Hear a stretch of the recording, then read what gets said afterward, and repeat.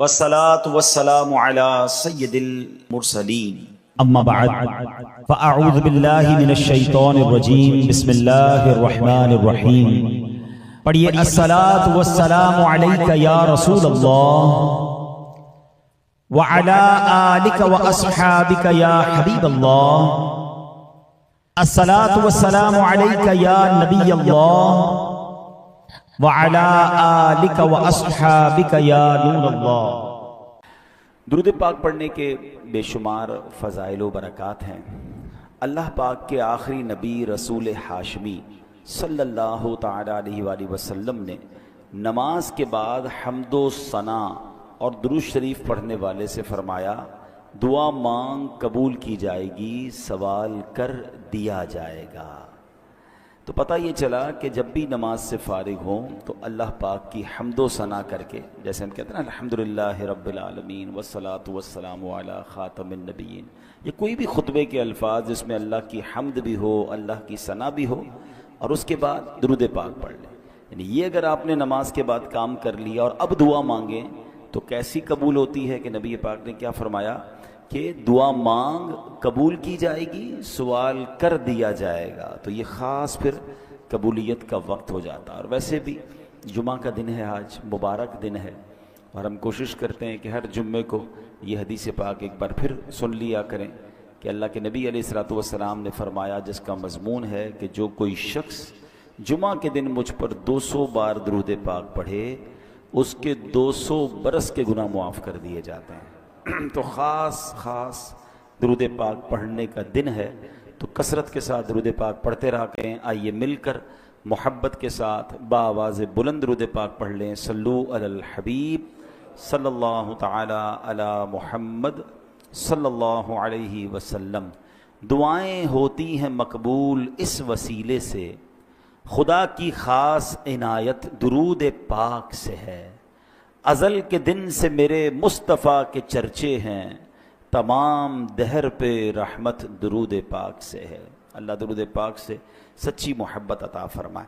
جمعہ کا جو بیان ہوتا ہے اس میں الحمدللہ ہم قرآن کی باتیں، قرآن کریم فرقان حمید کی کچھ آیتیں، پھر اس کے بعد اس کا ترجمہ اور اس سے ملنے والے میسج کو سمجھنے کی کوشش کرتے ہیں۔ آج قرآن پاک کی جو آیت ہے، میں اگر یہ کہوں تو غلط نہ ہوگا کہ قرآن کی اگر مشہور ترین آیتوں میں سے ایک آیت ہے، ویری امپورٹنٹ اور بہت کمال کی آیت ہے۔ پارہ نمبر 2 ہے، سورہ بقرہ ہے، اور آیت نمبر ہے 154۔ اللہ کریم قرآن مجید میں ارشاد فرماتا ہے، وَلَا تَقُولُوا لِمَن يُقْتَلُ فِي سَبِيلِ اللَّهِ أَمْوَاتٌ بَلْ أَحْيَاءٌ وَلَٰكِن لَّا تَشْعُرُونَ۔ بڑی کمال کی آیت۔ اس کا ترجمہ کیا ہے؟ آسان ترجمہ قرآن کنز العرفان۔ اور جو اللہ کی راہ میں مارے جائیں انہیں مردہ نہ کہو، بلکہ وہ زندہ ہیں لیکن تمہیں اس کا شعور نہیں۔ انشاءاللہ اس آیت کے بارے میں جانیں گے، کچھ ذکر کرتے ہیں کربلا والوں کا، اور پھر اسی آیت کے تحت اس میں کچھ بات بھی کریں گے۔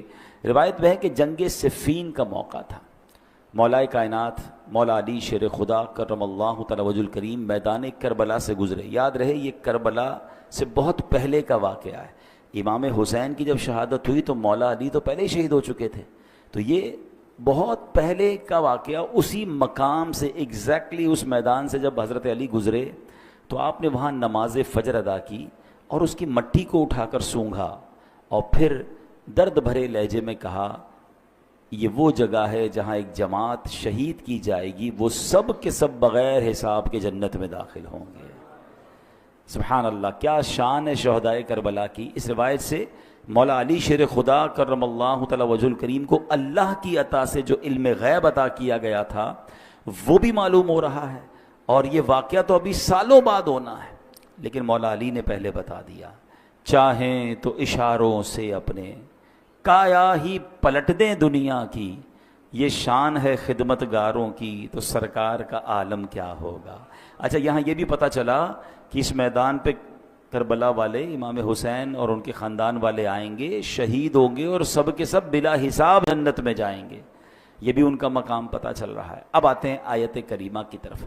اب کربلا میں شریک ہونے والے خوش نصیب حسینیوں کے بڑے بڑے فضائل ہیں۔ ان میں بعض تو صحابہ تھے اور ہمارا سچا پکا عقیدہ ہے کہ ہر صحابی جنتی ہے۔ پھر اس لشکر حسین میں صحابہ بھی تھے، تابعین بھی تھے، یعنی وہ خوش نصیب تھے کہ جنہوں نے صحابہ کرام علیہم رضوان کی صحبت پائی، یہ بھی بڑے اونچے رتبے والے تھے۔ پھر ان کا امام عالی مقام امام حسین کے ساتھ کربلا میں شریک ہونا، آپ پر اپنی جانیں قربان کرنا، یہ ایک اور عظیم فضیلت بنتی ہے۔ اللہ اکبر۔ اور پھر انہیں ایک اور بڑا مرتبہ کیا ملا کہ اللہ کریم نے انہیں شہادت عطا فرمائی۔ شہادت بہت بلند مرتبہ ہے، جیسا کہ ہم نے بھی قرآن پاک کی آیت میں سنا، وَلَا تَقُولُوا لِمَن يُقْتَلُ فِي سَبِيلِ اللَّهِ أَمْوَاتٌ بل احیاء ولکن لا تشعرون، اور جو اللہ کی راہ میں مارے جائیں انہیں مردہ نہ کہو بلکہ وہ زندہ ہیں لیکن تمہیں اس کا شعور نہیں۔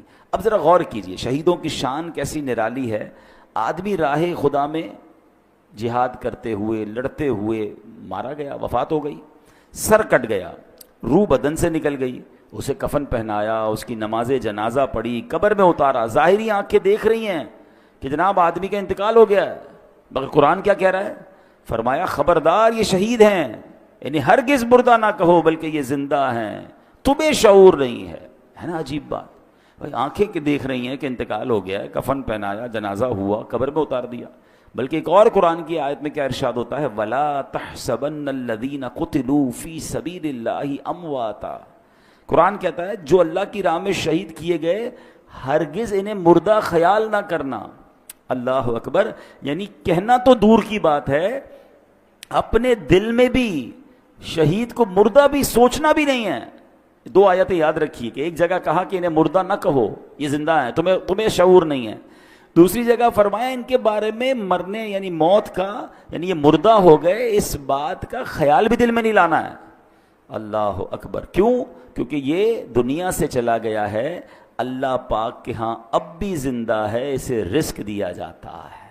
اب ذرا آگے چلتے ہیں۔ ڈاکٹر اقبال نے ایک سمجھ لے کہ بہت پیاری تشریح زندگی کی ہے۔ وہ لکھتے ہیں، برتر از اندیشہ سود و ضیاء ہے زندگی، ہے کبھی جاں کبھی تسلیم جاں ہے زندگی۔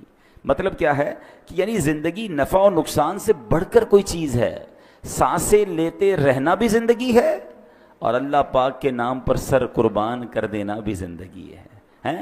موت کو سمجھے ہیں غافل اختتام زندگی، موت کو سمجھے ہیں غافل اختتام زندگی، ہے یہ شام زندگی صبح دوام زندگی۔ یعنی یہ غافل لوگ سمجھیں کہ بھئی موت ہو گئی تو زندگی ختم ہو جائے گی، نہیں، بلکہ موت زندگی کا اختتام نہیں ہے۔ ہاں، موت ایک موڑ ہے جہاں سے بندہ فانی زندگی سے نکل کر دائمی اور حقیقی زندگی کا آغاز کرتا ہے، اور یہی ہمارا عقیدہ ہے۔ ہم اس دنیا میں ایک فانی زندگی گزارنے آئے ہیں، اصل تو جو دائمی ہماری زندگی ہے، ہمیشہ رہنے والی زندگی ہے، جو لمبا عرصہ رہنا ہے، وہ تو آخرت کا ہے۔ یہاں تھوڑا ٹائم آئے ہیں۔ پرابلم پتہ کیا ہے کہ ہم اس تھوڑے ٹائم کی فکر زیادہ کر رہے ہیں اور جو بڑا ٹائم ہے اس کی فکر چھوڑ دی ہے۔ مثال کے طور پہ آپ دیکھیں نا کہ کچھ لوگوں سے پوچھا جائے کہ یار میں نے ایک جگہ، اب مثال کے طور پہ آپ جاتے ہیں کہیں ٹریول پہ جاتے ہیں 1 مہینے کے لیے، 15 دن کے لیے، تو آپ 15 دن 1 مہینے کے لیے جا کر وہاں گھر تو نہیں خریدتے نا، آپ کرائے کا گھر لے لیں گے، آپ ہوٹل میں رہ لیں گے، ٹھیک ہے نا، 1-2 بیگ ساتھ لے جائیں گے، پورا گھر اٹھا کے تو نہیں لے جائیں گے۔ کیوں؟ آپ کہیں گے واپس تو یہیں آنا ہے نا، اصل تو میرا گھر یہ ہے، میں تو ٹریولر کی حیثیت سے بندہ کرائے کے گھر میں زیادہ خرچ نہیں کرتا، کہتا ہے گھر کرائے کا ہے، اتنا سارا اس کے اوپر لگا دوں گا، میرا تھوڑی ہے، میرے تو چھوڑ کے چلے جانا ہے، کچھ عرصے کے لیے آیا ہوں۔ کراچی میں بھی کچھ لوگ ایسے ہوتے ہیں جو دیگر شہروں سے جاب کرنے آتے ہیں، کاروبار کرنے آتے ہیں، مگر اصل ان کا دھیان کیا ہوتا ہے کہ میری فیملی گاؤں میں ہے یا فلاں علاقے میں ہے، میں نے وہاں جانا ہے، میں نے گھر بھی بنانا ہے تو وہاں بنانا ہے، کیونکہ میرا مستقل ٹھکانہ یہ نہیں ہے۔ دنیا میں یہ ساری لاجک سمجھ آتی ہیں، مگر یہ کیوں نہیں سمجھ آتا کہ ایکچولی یہ پوری دنیا ہی میرا ٹھکانہ نہیں ہے، میں یہاں مسافر کی حیثیت سے ہوں، کوئی 50 سال کے لیے آیا ہے، کوئی 60 سال کے لیے آیا ہے، کوئی 70 سال کے بعد چلا جائے گا، ماں باپ کی دعا لگ گئی تو 80-100 سال اس کے بعد تو چلا ہی جائے گا نا، وہاں 25-50-100 سال کی کہانی نہیں ہے۔ ذرا سمجھیے، حضرت آدم سے لے کر آج تک لوگ قبروں میں جا رہے ہیں، کہاں ہیں وہ؟ بتائیے نا، کہاں ہیں؟ قبروں میں ہے نا، ہزاروں سال ہو گئے، ہزاروں سال سے قبر میں ہے کوئی بندہ، تو بتاؤ دنیا میں تو 60-70 سال رہا، قبر میں ہزاروں سال سے ہے تو اس کا مطلب بڑا ٹھکانہ تو قبر تھا. گھر کی فکر زیادہ ہونی چاہیے تھی, قبر کی زیادہ ہونی چاہیے تھی. میں اور آپ مریں گے, وی ڈونٹ نو کہ کب تک قیامت آئے گی. بھائی پتہ نہیں 500 سال, 1000 سال, 2000 سال میں نے قبر میں رہنا ہے. اور قبر ایک باکس کا نام نہیں ہے. یہ غیر مسلموں کا عقیدہ ضرور ہوتا ہوگا کہ جناب بندہ قبر میں جائے اور اس کے بعد اس کا فنش سب ختم. نہیں, ہمارا ایمان ہے کہ قبر میں حساب سوال بھی ہوں گے, قبر میں جناب عذاب اور جزا ہوگی. نبی پاک علیہ الصلوۃ والسلام نے واضح طور پر فرمایا, میرا ایمان, میں نے کلمہ پڑھا ہے اپنے نبی علیہ السلام کا, ان کا فرمان میرے لیے آخری دلیل. میرے آقا فرماتے ہیں جس کا مضمون ہے قبر دو طرح کی ہوتی ہے. قبرستان جاتے ہیں نا, قبرستان میں اوپر سے قبریں ایک جیسی دکھتی ہیں. ہاں, وہ ایک جملہ ہے نا محاورہ, قبر کا حال مردہ جانتا. بالکل ٹھیک ہے. آپ مثال کے طور پہ ڈیفینس میں چلے جائیں یا کسی ایسی سوسائٹی میں جائیں کہ جس سوسائٹی میں سوسائٹی والوں نے ایک جیسے بنگلے بنائے ہوں, تو آپ کیا کہیں گے, یار بنگلے دیکھ کے تو پتہ ہی نہیں چلتا اندر امیر کون ہے غریب کون ہے. پاکستان میں تو خیر اب ہر اسٹائل کا گھر دیکھ کر اندازہ ہو جاتا ہے. اگر آپ UK جائیں یا بیرون ملک میں کئی ایسے ملک ہیں جہاں سب گھر ایک جیسے ہوتے ہیں, اندر رہنے والے کا پتہ ہی نہیں چلتا کہ اس میں سے امیر کون ہے غریب کون ہے, کیونکہ سب کے گھر ایک جیسے ہیں. بالکل اسی طرح قبرستان ہوتا ہے, سب کی قبریں اوپر سے ایک جیسی دکھتی ہیں, مگر ہمیں نہیں پتا کہ کس کی قبر میں عذاب ہو رہا ہے, کس کی قبر جنت کا باغ بنی ہوئی ہے. میرے نبی علیہ الصلوۃ والسلام نے فرمایا نا کہ قبر دو طرح کی ہوتی ہے, دیر از نو تھرڈ آپشن. ہاں, ایک اور بات سمجھیے, کراچی کی بات کر لیتے ہیں. کراچی میں رہنے کے کتنے سارے آپشنز ہیں, کتنی ساری کیٹیگریز بنتی ہیں. اگر غور کریں, کچھ لوگ ہیں جو روڈ پہ سوتے ہیں, غریب ہیں بیچارے, گھر نہیں ہے. ایسے بھی آپ کو لوگ کراچی میں ملیں گے. کچھ لوگ ہیں جو بیچارے جھونپڑیوں میں رہتے ہیں, ان سے اوپر ہیں مگر بہت غریب ہیں, بیچارے جھونپڑیاں بنا کے رہتے ہیں. اور اوپر جائیں تو کچھ لوگ ہوں گے جو غریب علاقوں میں رہتے ہیں, جس کو ہم لوور کلاس کہتے ہیں. ٹھیک ہے, پھر اس کے بعد اس سے تھوڑا سا بہتر علاقہ آ جائے گا تو اس کو لوور مڈل کلاس کہتے ہیں. ٹھیک ہے, پھر اس کے بعد مڈل کلاس کے علاقے آتے ہیں. اوپر چلیں تو اپر مڈل کلاس ہے, پھر اس کے بعد اپر کلاس ہے, اور آگے جائیں تو کہتے ہیں ایلیٹ کلاس ہے. یہ کتنے کیٹیگری بن گئی ہیں. کراچی میں میرے حساب سے 15 لاکھ کے گھر میں بھی کوئی رہتا ہے اور 150 کروڑ کے گھر میں بھی کوئی رہتا ہوگا. کتنا فرق ہے نا. تو کیٹیگریز ہیں, مگر قبر میں دو ہی کیٹیگریز ہیں, یہ سمجھنا ہے. نبی پاک نے فرمایا دو کے علاوہ تیسری نہیں ہے. قبر دو طرح کی ہوتی ہے. اب میں نے اور آپ نے چوز کرنا ہے اسی زندگی میں لائف اچھی گزار کر کے ان دو میں سے کون سی کیٹیگری میں جانا ہے. آقا فرماتے ہیں یا تو جنت کے باغوں میں سے ایک باغ ہوتی ہے, یا تو دوزخ کے گھڑوں میں سے ایک گھڑا. اب پلیز اس بات کو ریئلائز کیجئے, میں ادھر ہمیشہ نہیں رہوں گا. میرا پہلا ٹھکانہ قبر ہے, وہ تو اچھی بنے, دو میں سے ایک ہی بنے گی نا, یا تو جنت کا باغ یا جہنم کا گھڑا. فیصلہ کیسے ہوگا؟ فیصلہ اس لائف سے ہوگا کہ جو دنیا میں 50 60 70 سال گزار کر لائے, وہ ایسی گزاری کہ اللہ راضی, اس کے حبیب راضی, تو پھر تو جنت کے مزے ہیں قبر میں, پھر تو ٹینشن ہی نہیں ہے. حدیث پاک کے ایک الفاظ ہیں بڑے پیارے ہیں کہ جب اللہ کا نیک بندہ قبر میں جاتا ہے نا, جسے رب راضی ہو, تو پتہ ہے اس کو فرشتے آ کے کیا کہتے ہیں, نم کا نومۃ العروس, سو جا کہ جیسے دلہن سوتی ہے, سکون سے. ہاں, جنت کی کھڑکی کھل جائے اور وہ مزے میں. لیکن اللہ جس سے ناراض ہوا, نبی پاک علیہ الصلوۃ والسلام کی احادیث میں مضمون ملتا ہے. میرے آقا نے نا دونوں ہاتھ ملا کر بتایا کہ بے نمازی کو قبر ایسے دبائے گی کہ اس کی پسلیاں ٹوٹ پھوٹ کر ایک دوسرے میں پیوست ہو جائیں گی. آج کل عید کے دنوں میں یا کبھی دوست کوئی ملے ذرا جاندار قسم کا, زور سے دبا دے تو چیخ نکل جاتی ہے. تو جب قبر دبائے گی نا تو نبی پاک نے یہ فرمایا. اب یہ تو صرف بے نمازی کی سزا ہے, سود خور ہے, ظلم کرنے والا ہے, قتل کرنے والا ہے, زیادتی کرنے والے ہیں, اللہ کو ناراض کرنے والے کام چھوڑ دیں, ہم یار ہمیشہ نہیں رہیں گے. اس بات کو سمجھ جائیں. میں پھر یہ شعر سناتا ہوں, کیا کمال کی بات ہے, اللہ کرے سمجھ آ جائے. موت کو سمجھے ہے غافل اختتام زندگی, ہے یہ شام زندگی صبح دوام زندگی. اصل زندگی تو اس زندگی کے بعد شروع ہونی ہے. میں یہاں, اچھا میں اور آپ یہاں پر آئے پھر کیوں ہیں بھائی؟ ہم ایک ٹیسٹ دینے آئے ہیں. Please try to understand. آپ سب نے ٹیسٹ دیے ہوں گے, آپ میں سے کوئی اسکول کا ٹیسٹ دیا ہوگا, کسی نے مدرسے کا دیا ہوگا, کسی نے کالج کا دیا ہوگا. ٹیسٹ روم میں ہمارا فوکس کیا ہوتا ہے؟ پیپر ٹھیک ہو جائے. کوئی اور کام نہیں کرتے, ادھر جا کے کوئی سوتا نہیں ہے تکیہ لے کے کہ بھائی چلو 3 گھنٹے کا پیپر ہے, 2 گھنٹے سو جاؤں اور اس کے بعد آدھا گھنٹہ کھیل کود کر لوں, آخری آدھا گھنٹہ دیکھ لوں گا, اتنی دیر میں تو گھنٹہ بچ جائے گا, چلو بھائی پیپر واپس کرو. ایگزیکٹلی زندگی ایسی ہی ہے. اور میں نہیں کہہ رہا میں کو قرآن کی آیت سناؤں گا، اور تقریباً وہ آیت سناؤں گا جو آپ سب نے کئی بار سنی ہوگی. وہ کون سی آیت ہے؟ اللہ قرآن میں فرماتا ہے الذی خلق الموت والحیات لیبلوکم ایکم احسن عملا. کچھ سنی لگ رہی ہے نا، یہ سورہ ملک میں آیت ہے. اللہ کیا فرماتا ہے؟ ہم نے موت اور زندگی کو اس لیے پیدا کیا کہ دیکھیں تم میں سے کون اچھے عمل کر کے آتا ہے. یعنی اٹ مینس مجھے اور آپ کو بھیجا گیا ہے، اور اب واپس جب جائیں گے نا تو پھر چیک کیا جائے گا کہ کون اچھے عمل کر کے لایا. دیٹ از دا ریزن، اس لیے آیا ہوں میں یہاں پر. نہیں مگر یہاں تو قبر کی فکر ہی ختم. موت کی تو بات ہی کوئی نہیں کرتا نا. مرنے کی بات نہ کرو بھائی، کوئی اور بات کرو. پلاننگ بتاؤ اگلے 5 سال بعد کیا کرنا ہے، 10 سال بعد کیا کرنا ہے، اگلا فیوچر کیا ہوگا، دنیا میں کیا دیکھنا ہے. اچھا میرے اللہ نے دنیا بھی بڑی اچھی بنائی ہے. ہمیں دنیا میں انجوائے کرنے سے منع نہیں کیا، ہمیں کھانے پینے گھومنے پھرنے فیملی کو ٹائم دینے سے منع نہیں کیا، مگر اس میں کنڈیشن ایک ہی رکھی گئی ہے، یہ سب کام کرنے ہیں حرام کام سے بچ کر. بچوں کو کھلائیں اس کا ثواب ہے، فیملی پہ خرچ کریں اس کا ثواب ہے، بچوں کو خوش کریں اس کا ثواب ہے، اپنے دوستوں کو کھانا کھلائیں اس کا بھی ثواب رکھا گیا. مگر نیت کیا ہے؟ تفاخر کی، غرور کی، پراؤڈ کی، لوگوں پر روب جمانے کی نہیں. نیت اللہ کی رضا. پھر اس کے بعد حرام کام اس میں ایڈ کر دیتے ہیں ہم. بچوں کو کھلاتے کھلاتے بچوں کو حرام جگہ پہ لے جاتے ہیں، بچوں کو خوش کرتے کرتے ان کو سنیما لے جاتے ہیں. خوش کریں نا، کس نے بنا کیا ہے، لیکن حرام چیزوں سے بچیں. تو ایسی بہت ساری ڈیٹیل ہے، لیکن میں نے بس چلے، میرا موضوع چونکہ آج شہید ہے، لیکن بات چلی تو میں اس طرف لے گیا کہ مجھے اور آپ کو بھی جس طرح دنیا میں اپنے گھر کی فکر ہے، جس طرح دنیا میں رہنے کے کل کیا ہوگا، سال بعد کیا ہوگا، 5 سال بعد کیا ہوگا، سوچتے رہتے ہیں.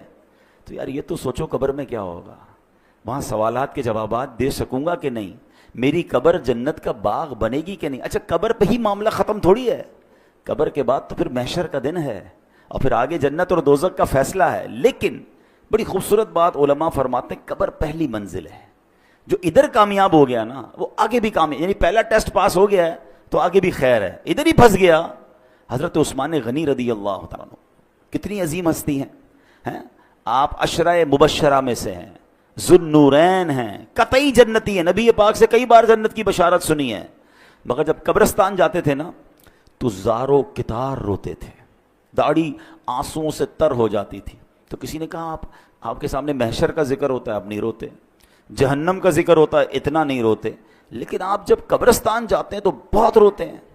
تو کمال کی بات فرماتے قبر ہی پہلی منزل ہے، جو ادھر کامیاب ہو گیا وہ آگے بھی کامیاب ہو گیا. تو please try to prepare beautiful grave for you.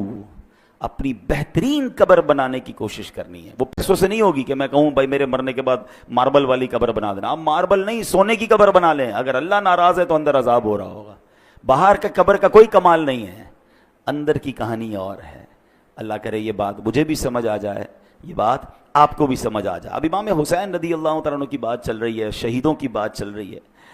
حضرت زید بن ارقم رضی اللہ تعالیٰ عنہ، شہید زندہ ہوتا ہے نا. اب ذرا سنیے گا واقعہ، میں امام حسین کا واقعہ سنانے لگا ہوں. صحابی رسول ہیں حضرت زید بن ارقم، کہتے ہیں جب یزیدی لشکر نے ظلم پہ ظلم ڈھایا کہ امام علی مقام کے سر انور کو معاذ اللہ جب نیزے پر اٹھا لیا گیا، شہید کر کے سر مبارک کو معاذ اللہ کٹ کر کے اب نیزے پر اٹھا کر اسے گلی گلی لیے پھرتے تھے. اللہ اکبر.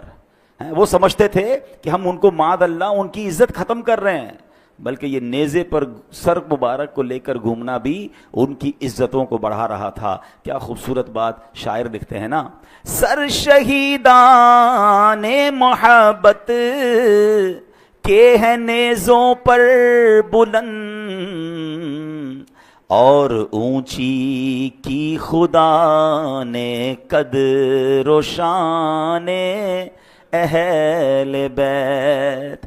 تو وہ کہتے ہیں کہ جب میں نے دیکھا کہ امام حسین کے سر کو لے جایا جا رہا ہے تو میں اپنے مکان کے اوپر والے حصے میں تھا، بالا خانے میں تھا. تو بدبخت یزیدی جب حضرت امام حسین کے سر انور کو لے کر جا رہے تھے نا، تو میں نے امام حسین کے منہ مبارک سے یعنی سر سے تلاوت کی آواز سنی، اور آپ یہ آیت پڑھ رہے تھے سورہ کہف کی، ام حسبت ان اصحاب الکہف والرقیم کانوا من آیاتنا عجبا.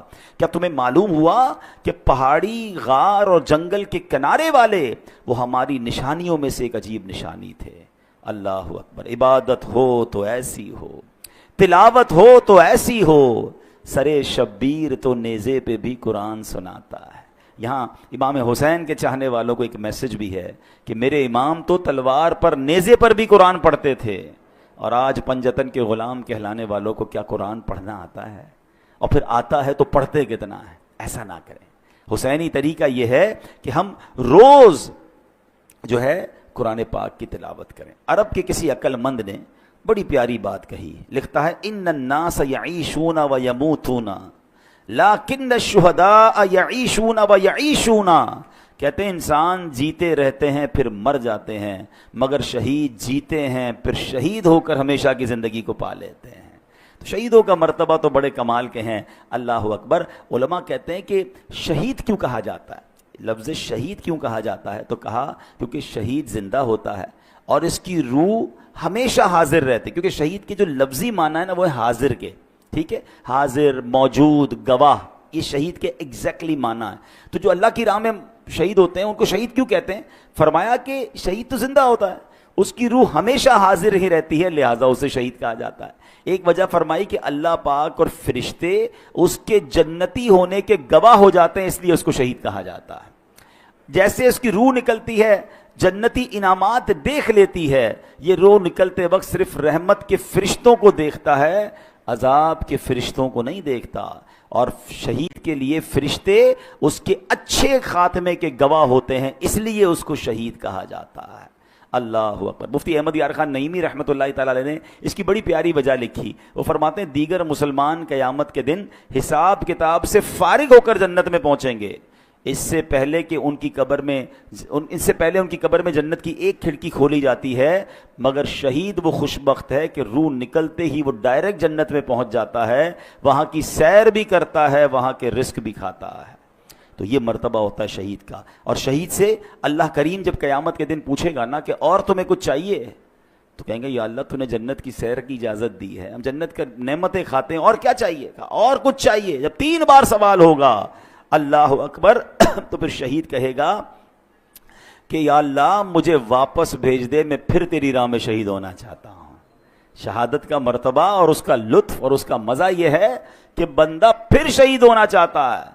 تو یہ ہے شہیدوں کا مرتبہ اور کمال۔ اے میرے پیارے اسلامی بھائیوں، اب نبی پاک علیہ الصلوۃ والسلام ایک بار ممبر پر خطبہ ارشاد فرما رہے تھے۔ ایک صحابی حاضر ہوئے، یا رسول اللہ صلی اللہ علیہ وسلم، اگر میں ثواب کی امید پر راہ خدا میں لڑوں، بہادری بھی دکھاؤں، پیٹھ پھیر کر نہ بھاگوں، آخر شہید ہو جاؤں، تو کیا میرے سارے گناہ بخش دیے جائیں گے؟ فرمایا ہاں، تمہارے سارے گناہ بخش دیے جائیں گے، مگر قرض کی معافی نہیں ہوگی۔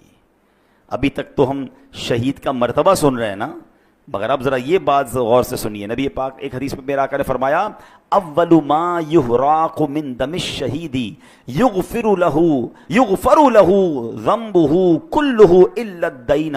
آقا فرماتے ہیں شہید کے خون کا پہلا قطرہ گرتے ہی اس کے سب گناہ بخش دیے جائیں گے، ہاں قرض معاف نہیں ہوتا۔ نبی پاک علیہ الصلوۃ والسلام کا یہ معمول تھا کہ جب جنازہ آتا نا تو آپ پوچھتے تھے کہ اس پر کوئی قرض تو نہیں ہے، اور جب قرض ہوتا تو آقا فرماتے میں جنازہ نہیں پڑھاؤں گا، یا فرماتے کہ کوئی قرض کا ضامن بن جائے پھر میں جنازہ پڑھاؤں گا۔ حالانکہ جس کے اوپر قرض ہو، اس کا انتقال ہو، اس کا جنازہ پڑھنا جائز ہے، مگر نبی پاک علیہ الصلوۃ والسلام اس کی اہمیت بیان کرنے کے لیے فرمایا کرتے تھے۔ تو نبی پاک نے ایک بار فرمایا، ایک جنازہ لایا گیا نا، حضرت انس بیان کرتے ہیں کہ نبی پاک علیہ الصلوۃ والسلام کی بارگاہ میں ایک جنازہ لایا گیا، تو پیارے آقا نے پوچھا کہ اس پر کوئی قرض ہے؟ لوگوں نے عرض کی جی ہاں یا رسول اللہ، اس پر قرض ہے۔ ارشاد فرمایا ایسے آدمی پر میرا جنازہ پڑھنا کیا فائدہ دے گا جس کی روح قرض کے بدلے اس کی قبر میں گروی رکھی ہوئی ہو اور آسمان کی طرف بلند نہ ہو۔ اگر تم میں سے کوئی اس کے قرض کا ضامن بنتا ہے تو میں اس کی نماز جنازہ پڑھا لیتا ہوں، کیونکہ میرا اس کی نماز جنازہ پڑھنا اسے نفع دے گا۔ یعنی قبر میں روح گروی رکھ دی جاتی ہے، آسمان کی طرف بلند نہیں ہوتی ہے اگر کوئی مقروض ہو کر مرتا ہے۔ اے میرے پیارے اسلامی بھائیوں، آج کتنا یہ چیز وبا عام ہو گئی ہے، لوگ لاکھوں روپے دبا لیتے ہیں۔ کاروباری لوگ مجھے سن رہے ہیں، بعد میں یہ بیان سنا جائے گا، کبھی بھی قرض نہ لیں، قرض کی کوشش کریں کہ آپ پر قرض ہی نہ آئے، لیکن اگر قرض لیں تو پھر اسے وقت پر ادا کریں۔ ہاں آج کل تو معاملہ ہی الگ ہے نا، قرض لیتے وقت بندہ اور ہوتا ہے اور لینے کے بعد انداز ہی بدل جاتا ہے. بندہ کہتا ہے یہ وہی آدمی تھا جس کو پیسے دیے، بڑی منتیں کر کے بڑی ریکویسٹ کر کے پیسے لیے تھے، اب پیسے لینے کے بعد نہ فون اٹھا رہا ہے نہ جواب دے رہا ہے، بیچارہ جس کے پیسے وہ دھکے کھا رہا ہے. یہ نہ کیا کریں. روایتوں میں آتا ہے اگر کسی نے کسی کی